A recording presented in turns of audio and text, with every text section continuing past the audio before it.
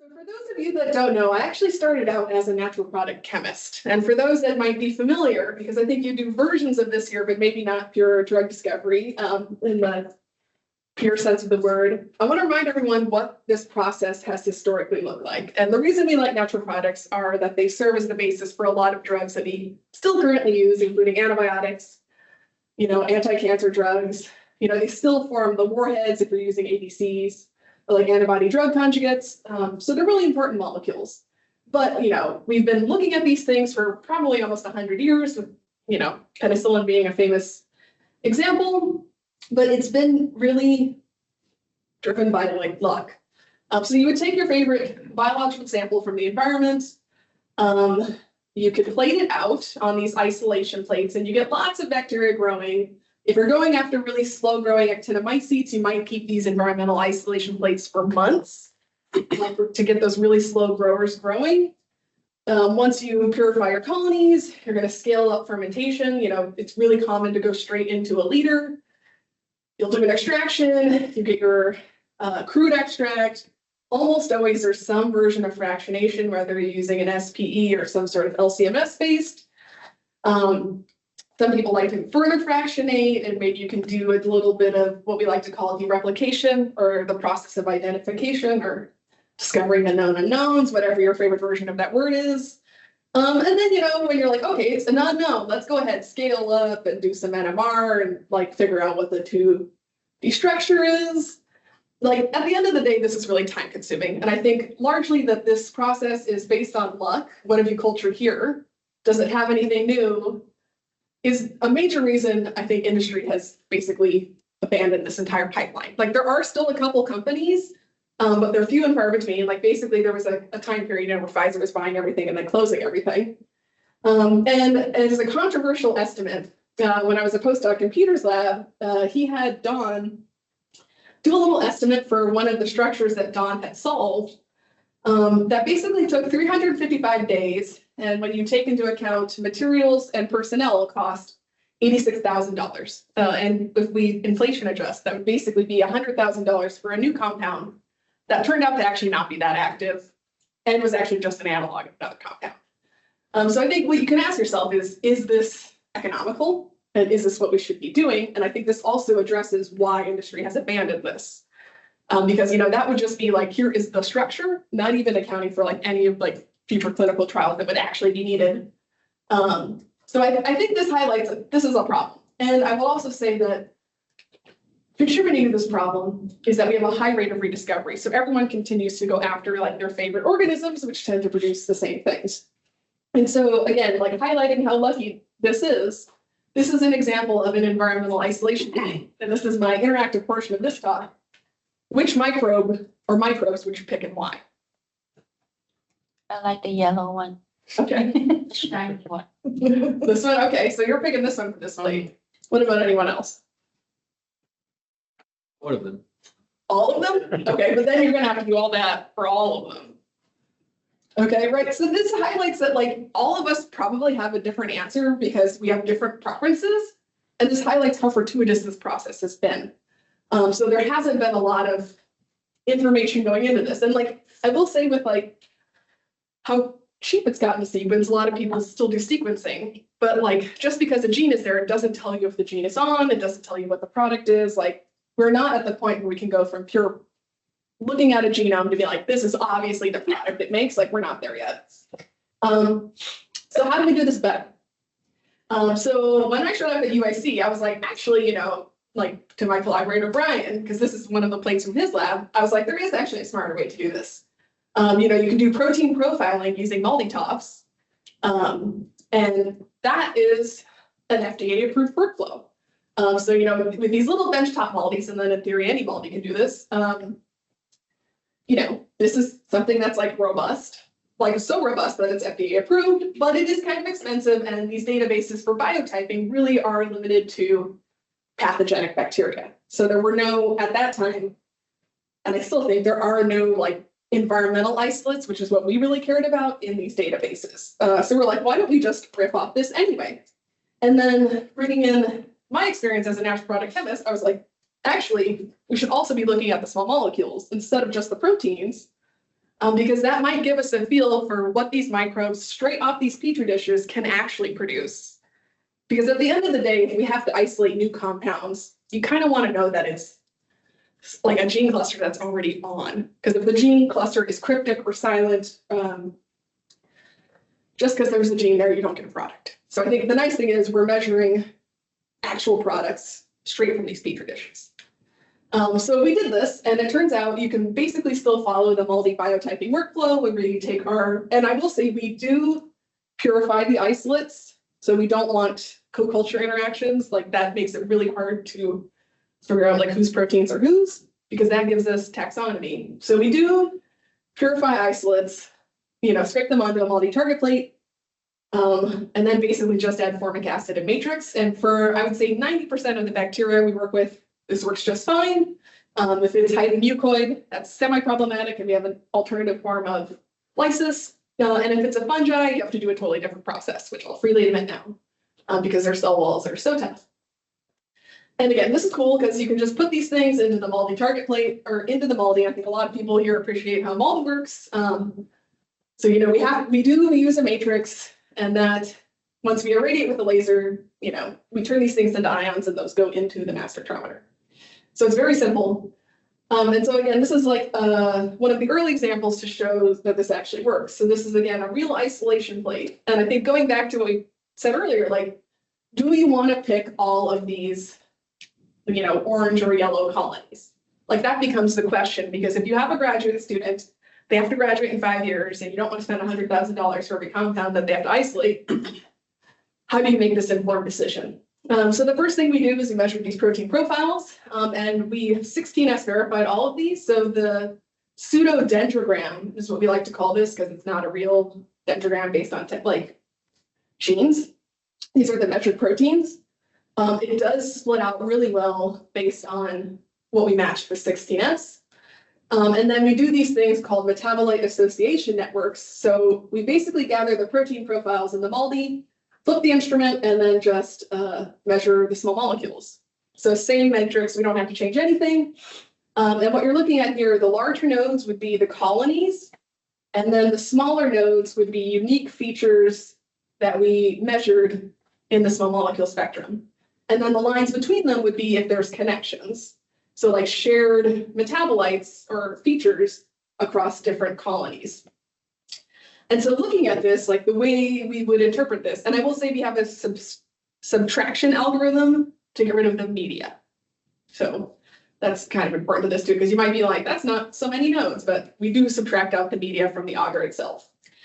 So looking at this, right, you might say that all of these Rhodococcus species actually look very, very similar. So maybe you could just take one representative one instead of having to pick all 7 of those. Whereas we zoom over here to the Panea bacillus, right, there is quite a bit of shared chemistry that they have in the middle, but it appears that they make a lot of, and these are actually all kind of like large peptidic looking molecules.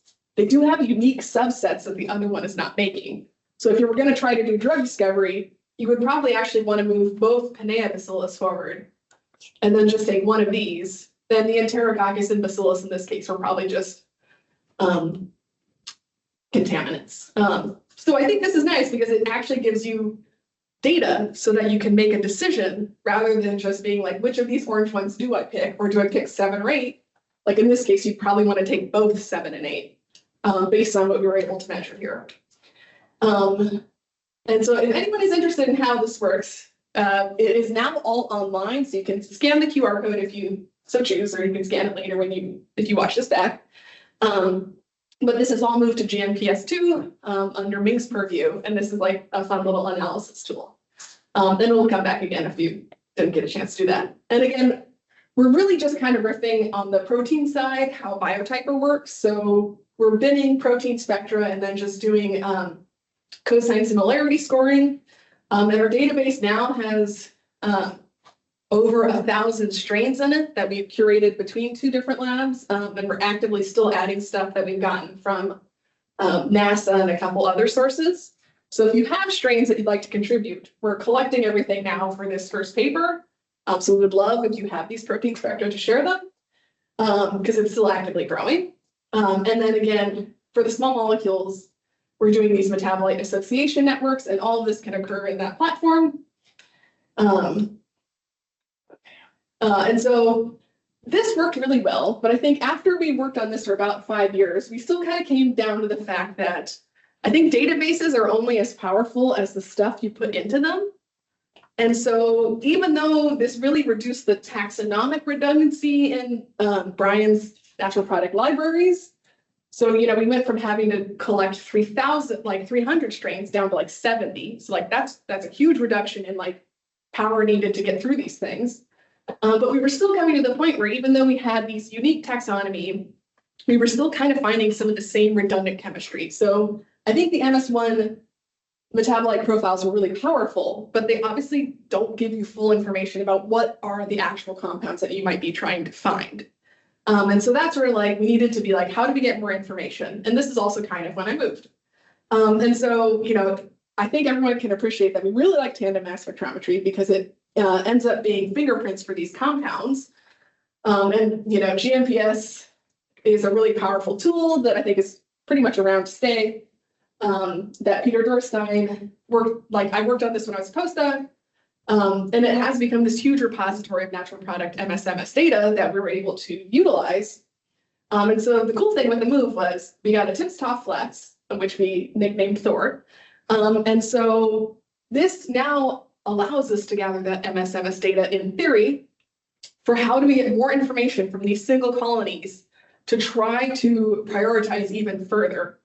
And so that's what we set out to do because we actually didn't know if this would work. So the first thing we did, and Gordon actually did this, was we just took some of the standards we'd had in the lab, because when we're moving, we're still setting everything up. Because we're like, does the MSMS data from the MALDI match at all to what might be in the GMPS libraries? And the answer was actually it matches pretty well.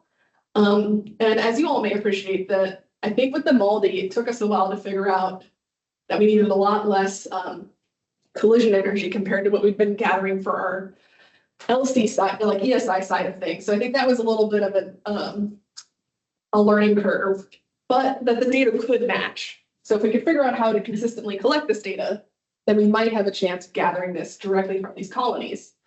So again, this is where Robbie and Carlo started. So they did a really exotic freezer expedition and pulled out some strains that I had worked on that I still had kicking around from my graduate school days. So these were like, oh, I don't want to say ancient, but like 10-year-old things that had just been living in the freezer forever. From fish and porpoise intestines from the Monterey Bay. And we picked things that we had already had all the 16S rRNA for to verify that like this process does continue to work. So Carlo, got all these like exotic freezer strains out, built a dendrogram, and then I was like, pick your 5 favorite. Because we just want to see if this will work, because we never finished profiling all of these. This is maybe the other half of the story. So Carlo started and wanted to pick some that looked similar at the protein level, and then others that were coming from different portions of the clades, just to see what we were dealing with. Because at that point, we hadn't unveiled the taxonomy. So it turns out he picked well, and he also picked based on the mass. So some of these were not clustering with anything else. They had a good number of unique nodes. And so we're like, okay, can you do dereplication directly from these strains? Now that you have this information and you've picked your top 5 favorite, like what are we dealing with? So the first time we did this, it actually turns out it's very hard to get these instruments, even though old instruments from like 20 years ago can do this. Doing MALDI DDA is really difficult to set up. So this is where Gordon came in. So originally they did this by hand.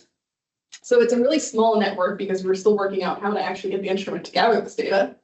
But I think excitingly is that we did actually have hits to GMPS. And then there were some things that had no hits at all. So you might argue that are these our new natural products that we might be interested from these freezer strains? We're not sure. And so when we took a deeper dive, we're like, what does the data actually look like? This is an example of a cluster that had no hits in GMPS, Natural Product Atlas, or the Dictionary of Natural Products. But they're large, so they're probably peptides or polyketides of some sort. But I think the nice thing is the MSMS data looks great. You can see half of the compounds are probably similar. Then we see differentiation up here. So these are probably analogs. So it makes sense why they're clustering in GMPS, which uses the MSMS cosine similarity fingerprinting. So this is cool. So I'm really excited about this because we don't know what this is. So maybe this is that new natural product. That's something Robbie's still looking at right now. And then in other things, we found things that were known. So they found that the Deetzia does make surfactants along with the bacillus, which like I think every bacillus probably makes surfactants. Maybe there's a new analog here, which I'm not, okay, that's fine. But yeah, it's nice that going directly from these colonies, we're able to dereplicate this rather than having to ferment these things and go at scale. So they're finding things that should be there, which is good. And then they're finding things that weren't in the GMPS database, but upon, searching the literature, have been in the literature. So bacillus makes the itrins, like that's great. We compared our data to spectra from a paper. So it's maybe not the world's prettiest spectra, but that's, some data only live in papers and that's what you get from a PDF. And so I think this is really cool. So Robbie, while Carla was doing all this in a span of 7 weeks, was also profiling a bunch of actinomycetes that we'd gotten from Sean's lab. And at this point, Robbie and Gordon had figured out how to actually gather DDA data. And I will say, I don't have a slide for this, but functionally from these colonies, we can gather 50 spectra, like good quality MSMS data before we kind of like hit a limit. So we tried, a bunch of different numbers, went all the way up to like 500. And the true magic number was 56, which I think is too weird. So we're doing 50. But you can get 50 good MSMS data directly from these colonies smeared onto the multi-target plate before you kind of run out of data. So we were able to see lipids, polyketide derivatives, surfactants again, and then these nepridiomycin analogs. And I think these are really nifty because when we zoomed in, Sean's lab knew they made these, but they had not observed them yet by LCMS. So like historically, the strain should make these, but extracts they've been culturing in their lab, they haven't seen them, but we can see them directly off these target plates. And the difference here is basically the, whether it's brominated or not, which was nifty. And we zoomed in further because, we like to look at data. We can see that these match known compounds. So Sean was able to provide an authentic standard. So again, we are able to compare MSMS data from these complex mixtures to standards. And then also just because like I wanted this for next time I teach, the halogenation pattern straight out of the MALDI is textbook. So this will be on my next test for students. So it's pretty cool. I think this works really well. So we're pretty excited now to go through and actually start applying this now that we've kind of worked out like how many spectra can we gather? How do we fragment these things? And like, does that then subsequently work with GMPS? So I think this is thinking about how we miniaturize and spend money and try to do things more efficiently has been a fun process. Because I don't, we're maybe headed to the age of antibiotic resistance, and this is scary because we don't have enough compounds in the pipeline. And so the next part of this talk is gonna be totally different. So I'd be happy to pause and take any questions now before we do the rest of it. Yeah. Oh, this is fascinating. I wonder if you take these protein spectra and if it's possible to project that on the structure and see what that three-dimensional look like. Because maybe these different strands, meaning some segments in the sequence, they may have some small variations.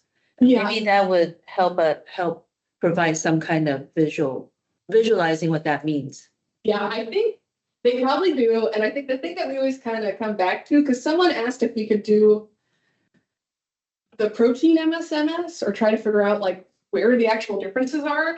I think the problem is the linear mode multispectra are just kind of,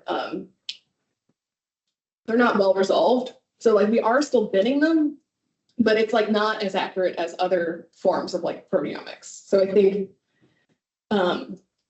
like basic people have kind of asked that, and I don't think we have that resolution to really get at like what are the changes in these specific proteins that cause this separation. Like I don't think we have that resolution, but I still point to the fact that this is FDA approved and like good enough for like clinical uses. So would any of the capability from EMSL that has some structural modeling to help you bridge the gap?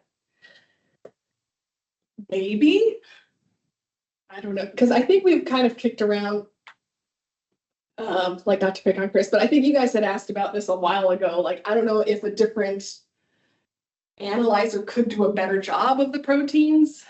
So this one is you are representing each strain like what a single spectrum. So you basically have a one single spectrum MS1 with the proteomics profile of that Yes. strain.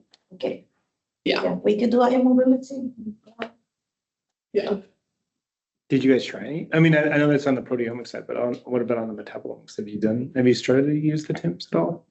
Yeah, that's a yes. Okay, Yeah, that's next. Okay. Not next in this talk, it's like that's what Robbie's next thing is. okay. I have one question. Is this like all based upon like already like databases you have, or you can kind of discover really new compounds in? Yeah, so I think it does both. So I think sometimes you want to, right? Sometimes you want to do this process of dereplication because I still think you can find like new tricks for old dogs. So if you can repurpose a known natural product for like a unique disease or something, that's Yeah. sometimes like, yeah, it's fine. It's even faster when you get that. But other times I do think, the problem with the known structures is there's not really much patent space left. So people do still want these like new chemical entities. And when you don't hit the database, I think the question you always ask is it new or is it just not in the database yet? Which is kind of where I think we're still, like a lot of people use GMPS, but I think they're still not great at actually depositing. So like when I review papers, I'm always like, please deposit your data somewhere so that no one needs to find this compound ever again. How you approach that? You kind of go to the isolation that product. So I mean, if you find like some unknown, you approach it all to kind of try to discover its structure, or Yeah, so like this one where we didn't know what the this one. Oh yeah. Like this one, we're at this point, we're scaling this. We like just hired an undergrad to basically ferment a couple liters of this HPLC. Because the fact that these masses, like, and we have 4 of them to go off, none of them were in any of the databases where I feel like you would normally find microbial products. Like this might be new. Or it's just like was discovered in 1968 and is living in a PDF, which is like not great for text mining still, but like, You ask Chat. yeah. But like, I think we can make the argument here that like, because it's not in any of these, like this could be new. Or again, it could just be a weird set of analogs that. Because I think sometimes too, we see things directly from like, so what Robbie's working on actually this week is comparing the LCMS profiles from liquid fermentation to the agar growth. Because we do definitely, I think it's pretty well known that there are differences there. I think when things grow on solid substrate versus like liquid, when they're given like all the nutrients they would ever want, they do change their production of these things. But we're trying to figure out like, is this enough to figure out if you want to work with the strain? Like, even if we don't capture all 20 analogs of this, like if you just solve 4 of them, would that be enough to decision make? That's what we're trying to figure out right now. Yeah. Yes. I think I just missed this at the beginning, but you're just sampling these and putting them on a multi-target plates? Like, okay. And then are you just using one matrix? Or are you trying multiple? Yeah, so we're using CHCA and DHB, but Robbie has also profiled a bunch of others, and we basically think that this is, you do get a couple unique things ionized out of the other ones, but it's not enough that I don't think we need to routinely screen a bunch of matrices. Okay, and then last, do you take just one sample per colony, or do you kind of Yeah, we take biological. sampling? Okay. Yeah. Oh, well, like looking at regions, some of them are kind of non-uniform, right? I guess you might be getting something completely different around the edges, but. Yeah, we generally, and they do know for like the biotyping that you want to have relatively fresh colonies, because I will say like some actinomycetes over time, they do sporulate and there's like different kind of growth phases, but if the colonies are too old, then the protein profiles don't work. And that's been like well characterized and studied in like the biotyping workflow. So we do try to take like things that are within a week for this initial profiling. But yeah, I think that could be a whole separate thing where it's like, what happens if you age these things? If you don't care about the protein profiles, you can still always do the metabolite profiles. I think the question of Paul was more about the center of the colony versus the outside. Yeah, when the colonies are within a week old, they're usually not terribly different. It's when you kind of leave them to grow as they really spread and get that like, Okay. you know, when they're like, I don't know. From my experience with actinos, it's like when you really leave them is when you really get that differentiation versus things that are within a week. Like they're not too terribly different.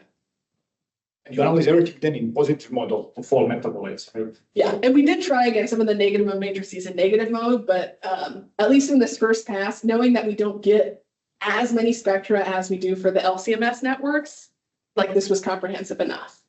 Because yeah, we do top out at like this like magic number of 56. And the only difference is you are changing basically the 12 settings when you switch from proteins to.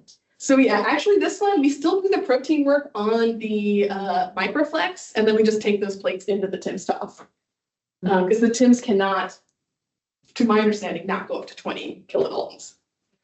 One thing is you are taking with a toothpick, right? So we could try nanobots here, like which you can just digestion, and then the mass spec will do better at detecting the peptides, right? Yeah. Yeah, we've kicked around doing some MSM like protein digestion, but I feel like a semi-hesitation for us has been that since it follows the FDA approved workflow, I feel like there's like less controversy about like what we're measuring in the proteins. You break up those colonies, like split it like into following the FDA, where you had enough sample to do the FDA approved workflow, and then try to do like that side. Yeah, I mean, I think the nice thing is, right, when you have colonies on a petri dish, there's like we're like using, I don't know, like 1% of the total biomass on the plate anyway. So it's like, yeah, there's enough to do all sorts of, that's the nice thing is like, you know, there's enough to do all sorts of stuff. Yeah. And all of this is just, yeah, a lot less than having to do liters of growth, which is the standard of the field. Have you ever tested, like, what's the limit of detection? Yeah, so we have not fully done that because I think it would still depend on the compounds themselves. So I think some natural products are gonna they're always gonna ionize. You know, I think that's the problem with mass spectrometry is like some things ionize really well and others don't. And I think for the limit of detection, it would still always be compound dependent. So it's kind of hard to generalize that. Like I think this cluster would probably, you know, if we started diluting these things, this would probably exist. Or, you know, like we'd have a better limit probably for lipids than some of these other things. Well, those two, I'm surprised won't light up like Christmas trees. Yeah. So. Okay, let's talk about some cheese. Okay, perfect. Okay, so we really like cheese as a model microbial system, mainly because it's both bacteria and fungi. It's been around for a really long time.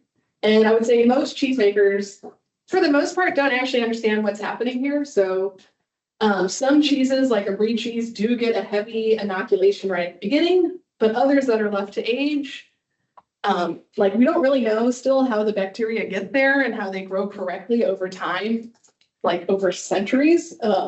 It's a little bit mysterious, but you know, at the end of the day, we eat this stuff and we don't really know what's going on, which I think is super fun. And so we've been collaborating first with Rachel Dutton, who is no longer in academia, and then Ben was her postdoc at the time, and he's currently at Tufts that we still work with. And the last time I was here, you might remember if you were watched, I was here virtually in 2020, right? All right. So if you saw that talk, I just want to remind people of like 4 things. So we've been working on cheese for a long time. And I think one of the things that we kind of came around to, so originally we had started with these co-culture systems where we had large transposon mutant libraries of E. coli K12 as a model invader, and then a Pseudomonas cyprophila, which is a natural rind cheese isolate, and we profiled them against a bunch of different kinds of fungi, thinking that the bacteria were really the drivers of the system. And I think this was my you know, as a natural product chemist that worked on all that bacteria, I was like, oh my God, bacteria are amazing. Like they're obviously the ones that are manipulating this system. And I think what we found out after like years of work is that I actually think it's the fungi. And so we profiled all these things and found a couple things using both metabolomics and RNA-seq. And this paper has been published if you want to read it.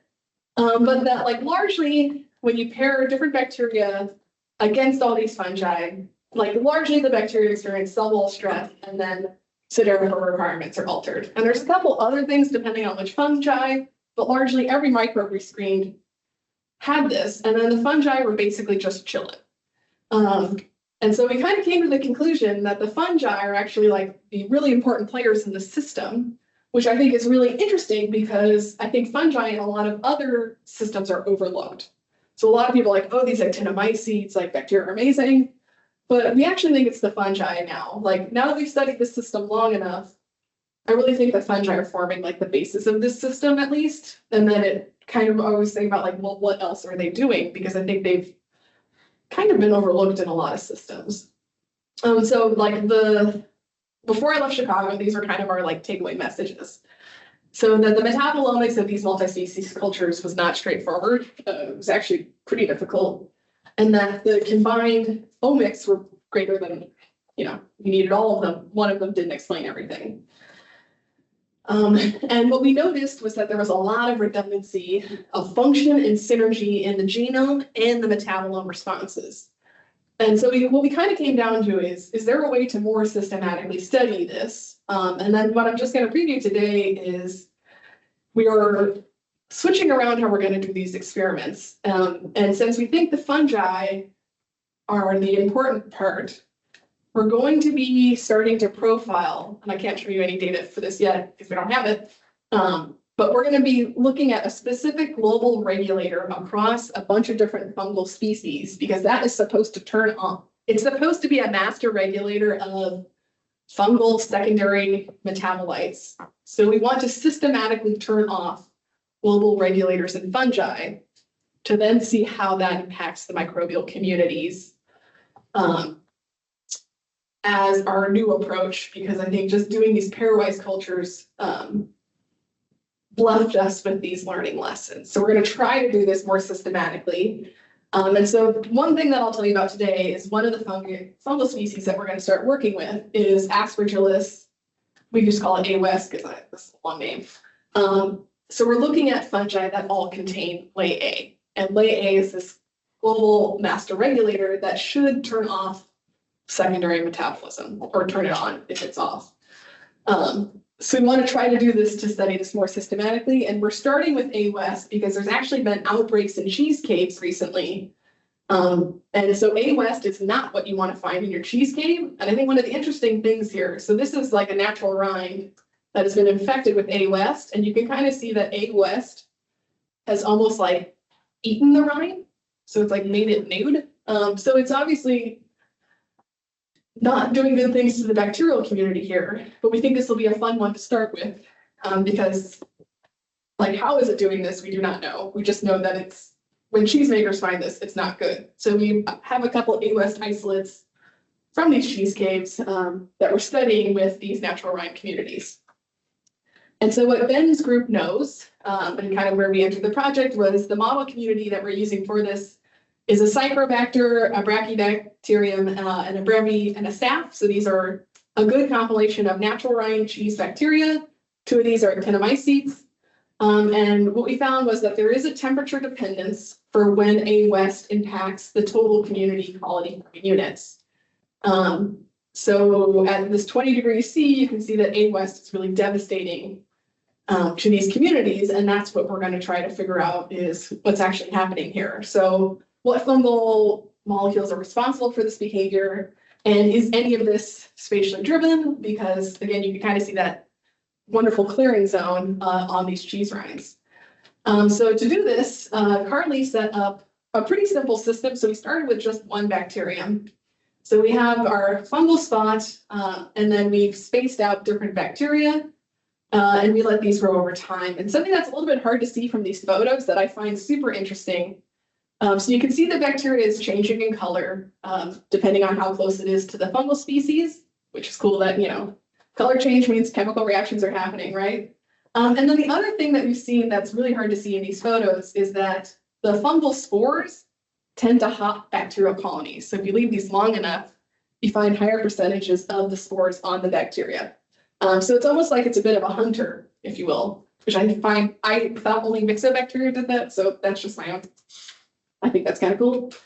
And so we like to image this then, since this is obviously spatially driven. And I still show this video from Peter's lab because I think it highlights well how we prep our imaging samples, which is always a little bit different than how everyone else does it.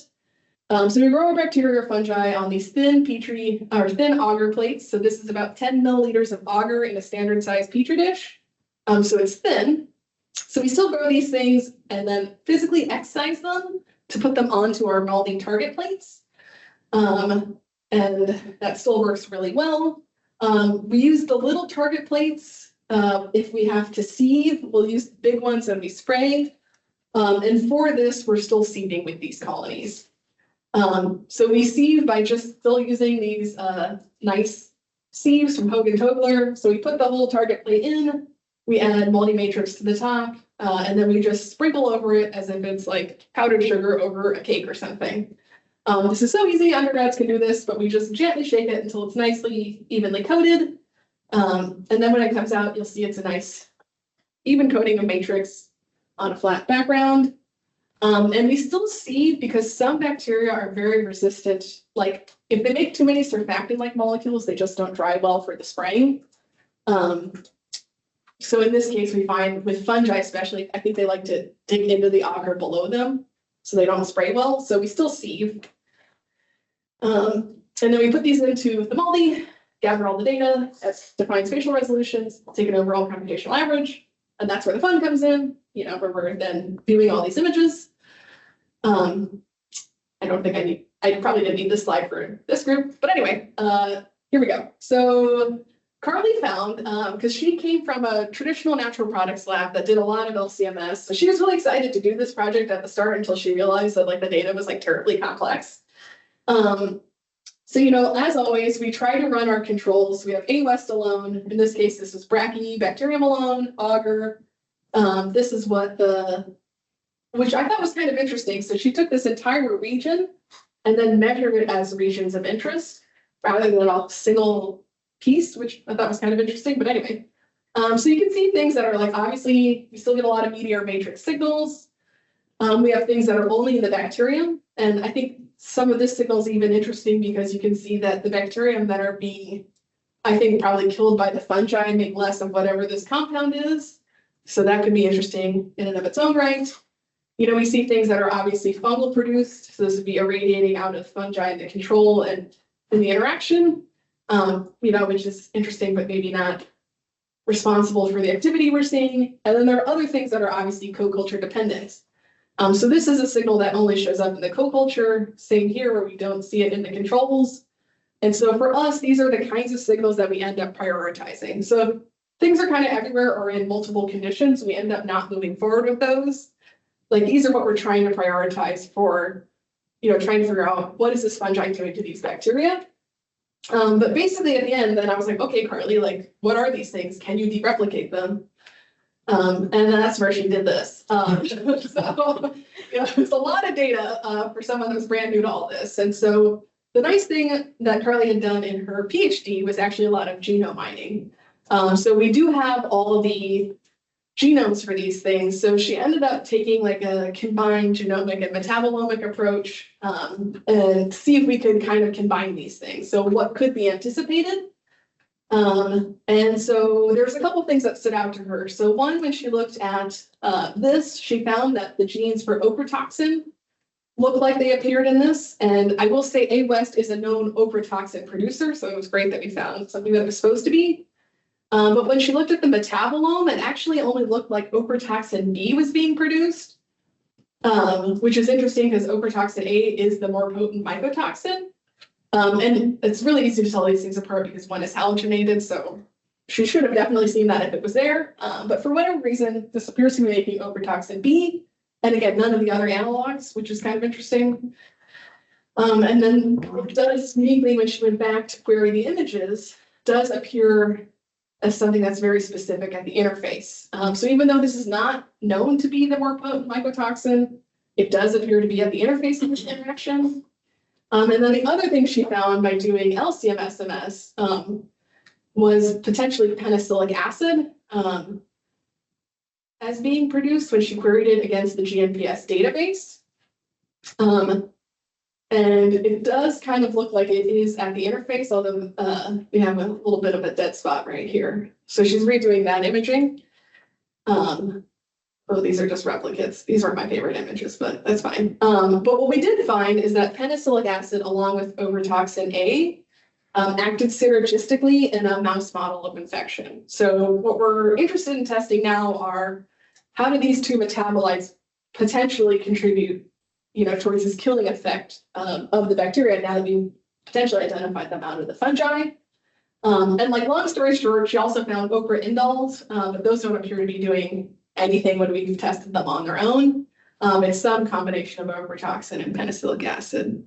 And so I think the nice thing is now that we've identified at least some known metabolites, if we go back in and turn LA off, do we still see this phenotype and what happens to these metabolites when they're acting in the community? And that's a future direction that we'll hopefully get to soon. And then I'll also say we work on like human natural products. I could probably come and give a whole seminar on that. But just a shout out that this is also a project that Carly and Jason in my lab work on in collaboration with Joanna and Lydia at Case Western. And with that, I'd be happy to take any questions. None of this would happen without our sources of funding and our amazing collaborators and our team of Olympians that did all the work.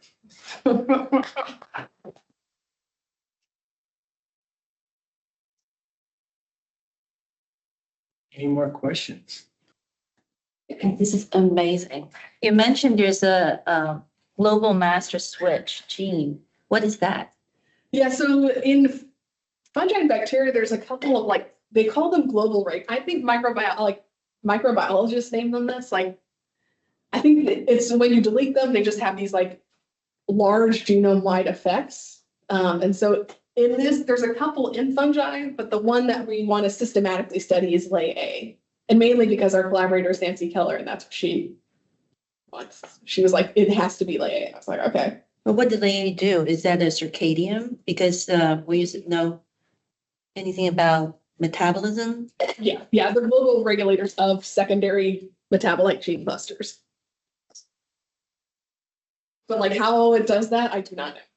Is that sensitive to any perturbations? Like for example, typically in the perturbation biology, they will look at one particular master genes and then started to systematically perturb that and then track what their phenotype is. And then during this time have a time course analysis and can you do a lot of machine learning models to predict the outcome for precision medicine essentially is doing that. Yeah, so I think there's not enough. So the reason we're proposing LA is that there's a couple scattered papers where they do know if you knock it out, that it does have these phenotypic effects, but it hasn't been studied systematically widely enough, I think, to come up with that. So that's why I want to kind of target that one for the handful of papers where it has been implicated to see if we can build up that predictive knowledge. I see. Yeah. I think EMSL have a lot of capability could support this. Aaron, did you have a question? Yeah, please. Well, question/comment. Lay A in fungal master regulation is also light sensitive, Yeah. and so I wondered if the plates where you're looking at the fungal bacterial interactions are environmentally controlled for either light exposure or other kinds of variables like that. Yeah, so we grow all of these in the dark. So we have a little fungal nursery, which is just a cabinet. So we do know that for these cheese rinds, because they are normally grown in caves, we do grow them in the dark. And then I would say for lead, we do actually use cheese curds that we get from we get them from Jasper Hills. So I don't know, because we have done ICP-MS on the cheese curds, and I don't remember seeing lead in there. But yeah, that is kind of like, we do get them in batches, so I think there is a bit of batch to batch variability, but we try to do it so that like we have enough to go for like 2 years before we need to get like another cachet of cheese curd. But that is a factor that's like a little bit hard to control, but I also think for cheese making, that is also not something they really control either. You know, it's like yeah, so yeah, I don't know if that answered the question. Well, I think my interest is on the fungal biology side, and so thinking about transcriptional regulation and not just the master regulator, but maybe some of the other interacting transcription factors, frequently like the velvet complex interacts with the LAA master regulator. There's also like a couple of other transcription factors, VOS, that come to mind. So like those are physically associated, like you can pull them down together, and I wondered, so I know Nancy Keller's lab, and you know, I think LAA is a great place to start, but I wondered if you thought about knocking out other interacting or derivative, you know, downstream transcription factors that might be more specific for different specialized transcriptional regulation for some of these secondary metabolites. Yeah, we actually went back and forth about this because this is like a new grant that we're putting in. And ultimately we decided that it would be better to kind of start with the global approach first with LAA, because we thought about different ones and different organisms, but there were enough LAAs in all the fermented food and soil associated fungal species that it seemed like, I think, yeah, because what we kind of went back and forth on, like, we'll probably still do that anyway, but like for reviewers' sake, like we didn't want it to sound like too broad and impossible in like a 3-year window versus like this was definitely doable in a 3-year window with all like the paired data that we're going to have to collect as well. So yeah, like we'll probably end up doing it anyway. Yeah. Any more questions? I just have one more. Sure. So going back to the very first part, I guess, Okay. do you, I mean, do you have thoughts about like automating the entire workflow? Yeah, that would be nice. So like Brian's lab has a like the colony picking robot. So like they automate like that end, because otherwise, you know, that's just some undergrad or graduate student picking everything. And I know Robbie would like for us to have the thing that would like automate onto the target plates, because right now the graduate students are the automation. But yeah, I think for us, it's just like financially. What would you worry about if that was the case? If that was Like if I had unlimited amounts. Oh, no, if you were going to do this, what would you worry about like coming down if you were going to automate that workflow? Like what could potentially happen that you would be worried about? I actually think automation for this would work really well. Okay. With the only caveat being if some of the microbes are that mucoid phenotype, like those become really just like tricky to handle. And so we kind of already like funnel those into a separate extraction protocol. Yeah. But I also think that's something you can maybe just tell the robot not, like train it not to pick something that looks like real goopy and shiny. Right.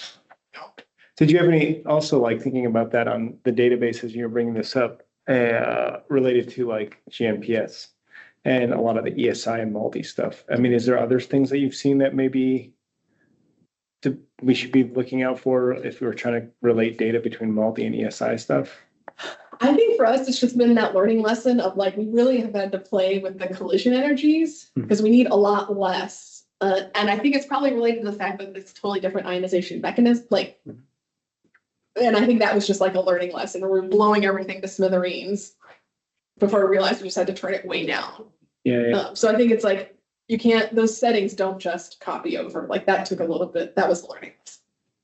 Which probably makes sense if we thought about it a little more, but it's like. Sure. Until you see it. Right, yeah. Then it's obvious, but. Well, because then on somewhere when we blow it to smithereens, I was like, well, maybe that's more like HCD, like. Yeah. Like how much is in each database? Like, I don't know, I kind of prefer the CID looking spectrum. And how do you do, so now you have like kind of like a rule of thumb that you say, okay, I have to compare this collision energy with like 20 to 50. So you only take public spectrum that is 50. collision energy, or do you try to merge? No, so GMPS, you can't tell it to not search, like whatever's in the database is in the database, which I think sometimes is nice because nowadays we have students like, I'm like, just gather at a couple and just deposit them all because then we're kind of covering all of our bases, as long as you're including all the metadata.